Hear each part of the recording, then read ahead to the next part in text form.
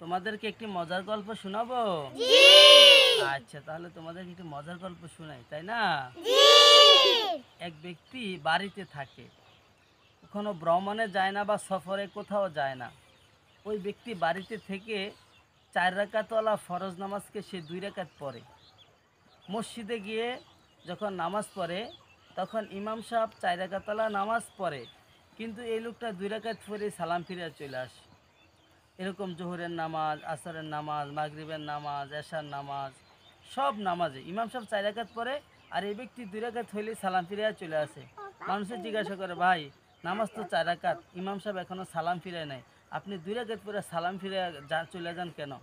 ওই লোকটি বলে যে, আরে তুমি কি জানো না, নবীজি সাল্লাল্লাহু আলাইহি সাল্লাম হাদিসের মধ্যে বলছেন যে তোমরা দুনিয়াতে মুসাফিরের মতো থাকো, পথিকের মতো কি থাকো, তোমরা মুসাফিরের মতো থাকো। আর মুসাফির ব্যক্তি নামাজ হলো 4 রাকাত, ফরজ নামাজকে মুসাফির ব্যক্তি 2 রাকাত পড়বে। সুতরাং নবীজি যেহেতু বলছে তোমরা মুসাফিরের মতো থাকো, আমিও মুসাফিরের মতো থাকি, আমি 4 রাকাতওয়ালা নামাজকে 2 রাকাত পড়ি। অথচ নবীজি সাল্লাল্লাহু আলাইহি সাল্লাম কি বলছেন যে তোমরা দুনিয়ার বুক বিলাসিতা বেশি করিও না। অর্থাৎ একটা মানুষ যখন সফরে থাকে, সে মুসাফির থাকে, তখন ওই জায়গায় বুক বিলাসিতার কিছু থাকে না, সে নিজে থাকে, সামান্য কিছু সামান থাকে, কিন্তু সে খাট পালং বাড়ি গাড়ি সেখানে নিয়ে যায় না, বিলাসিতা থাকে না। সুতরাং তোমরা দুনিয়াতে এমনভাবে থাকবা, বিলাসিতা করো না। তুমি তো দুনিয়াতে মুসাফির, তোমার আসল ঠিকানা হলো কবর। আসল ঠিকানা কোথায়? কবর।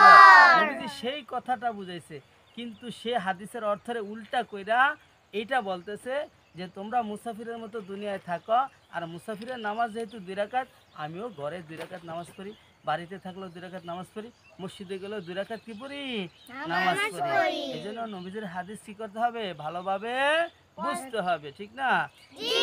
ভিডিওটি ভালো লাগলে আপনারা লাইক, শেয়ার, কমেন্ট করে দিবেন।